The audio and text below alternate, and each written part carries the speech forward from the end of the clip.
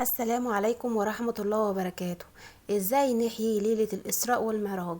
الفيديو اللي فات حكيت لكم رحلة الإسراء والمعراج بالتفاصيل، كل حاجة فيها حصلت في الليلة دي، حكيت كل حاجة، فكان الفيديو طويل شوية. ففيديو النهاردة ازاي نحيي ليلة الإسراء والمعراج. بداية ان رحلة الاسراء والمعراج دي اتعملت عشان جبر خاطر النبي، لانه هو كان بيعيش حالة من الحزن شديدة بسبب ان عمه ابي طالب والسيدة خديجة زوجته الاولى توفوا في هذا العام.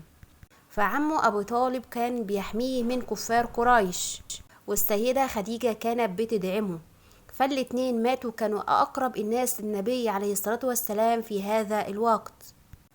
وبعدها كفار قريش تكلبوا على الرسول عليه الصلاة والسلام وطردوه من مكة، وأهل الطائف ألقوه بالحجارة حتى سالت دماء الشريفة من على رجليه.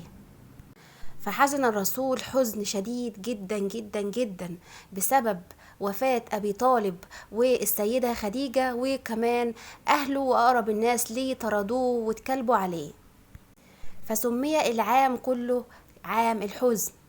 فبعدها الرسول عليه الصلاة والسلام آوى إلى الله، فقال الدعاء المشهور: اللهم إني أشكو إليك ضعفي وقلة حيلتي وهواني على الناس.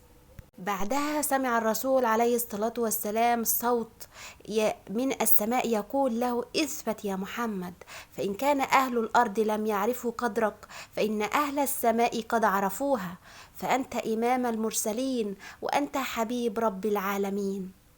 هذه كانت طبطبة من الله على قلب الرسول في هذا الوقت، لأن أهل الأرض فعلا كلهم خذلوه. وبعدها ربنا سبحانه وتعالى أرسل سيدنا جبريل بالبراق إلى النبي، وحصلت ليلة الإسراء والمعراج. فالليلة أصلا جاية عشان تجبر بخاطر النبي، لأن كان بيعيش أيام صعبة جدا جدا جدا. فالله عز وجل كان يحس بسيدنا محمد ويشعر به وما يتألم من قلبه. فهذه الليلة ليلة عظيمة عند أهل السماء وعند الأرض، عند أهل الأرض. فحاولوا تستغلوا هذه الليلة في العبادة والإقامة. وهذه الليلة بتبتدي أصلا من النهاردة، من بعد غروب الشمس حتى صباح الخميس اللي هو بكرة. استغلوها في الدعاء والصلاة على النبي بكثرة، وكمان الذكر الذي قاله سيدنا إبراهيم لسيدنا محمد في هذه الليلة.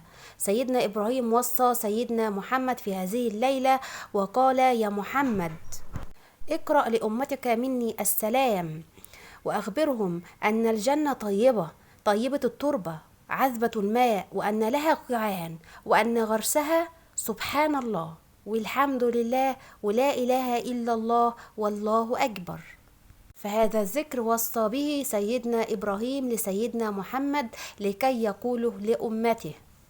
وكذلك خواتيم سورة البقرة، لأن خواتيم سورة البقرة نزلت في هذه الليلة، يدل على عظم هذه الآيتين عند الله.